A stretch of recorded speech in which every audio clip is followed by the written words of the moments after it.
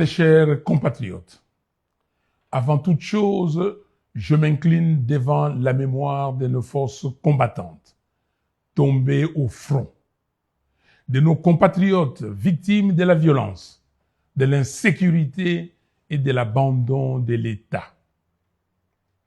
J'adresse mes condoléances aux familles endeuillées du Nord Kivu, du Sud Kivu, de l'Ituri et des territoires de l'Ouest touchés par les phénomènes Mobondo. La nation partage votre douleur.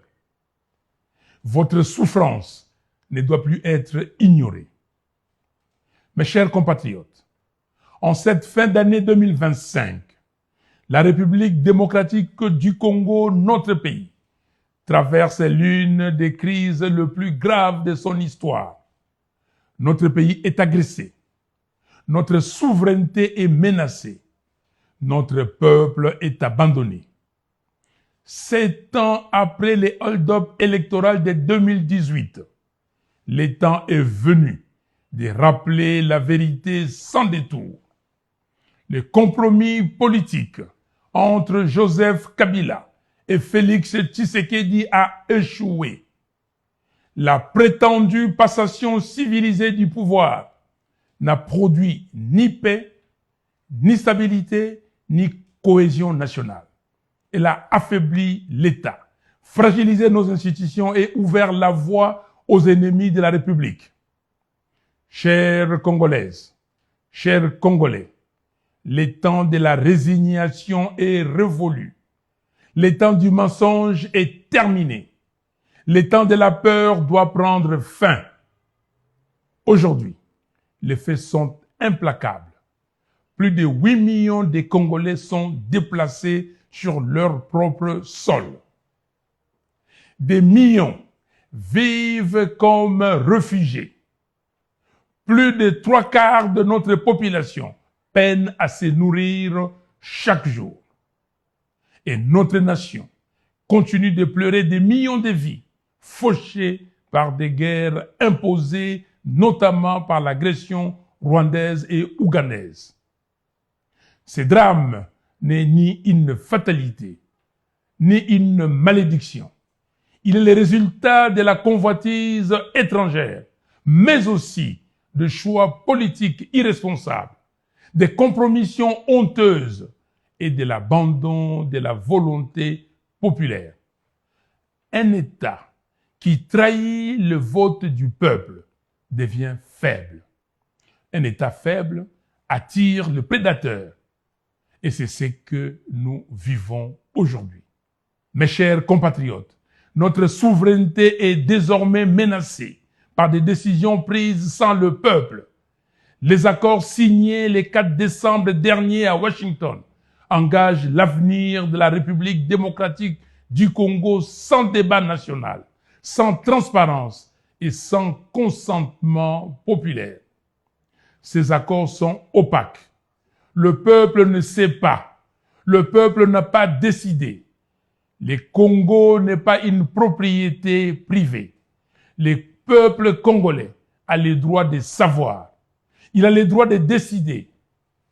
Face à cette situation, une vérité s'impose. Rien ne changera sans le peuple. L'histoire ne se fait jamais sans lui. Et l'avenir du Congo ne se construira ni dans le silence, ni dans la peur, ni dans la division. C'est pourquoi nous le disons clairement, le dialogue national inclusif est une nécessité vitale.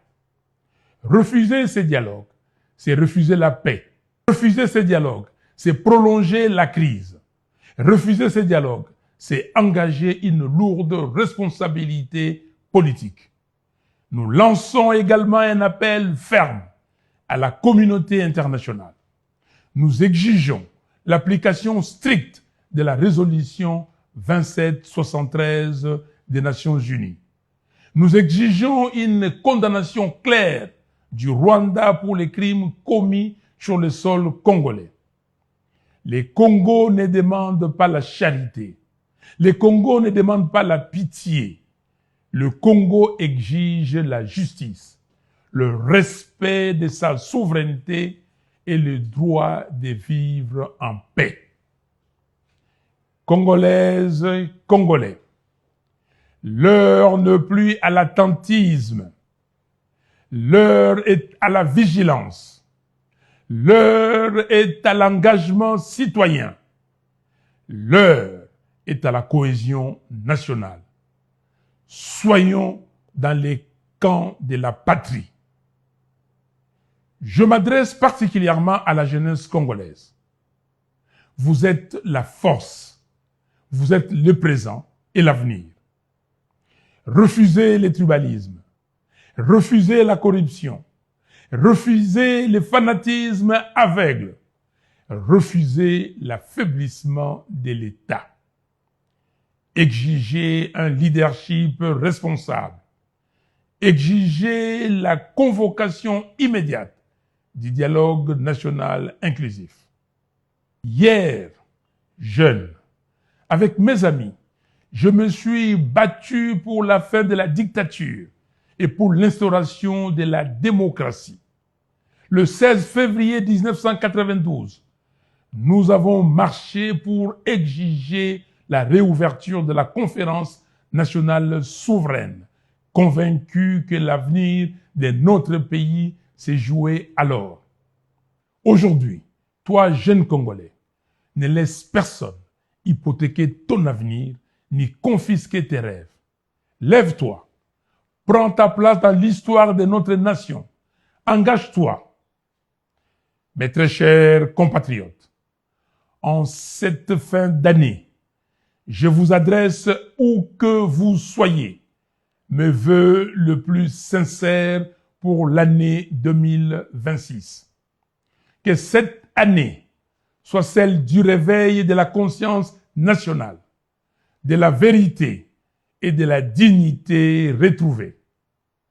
Que Dieu bénisse la République démocratique du Congo. Que Dieu bénisse son vaillant peuple. Je vous remercie.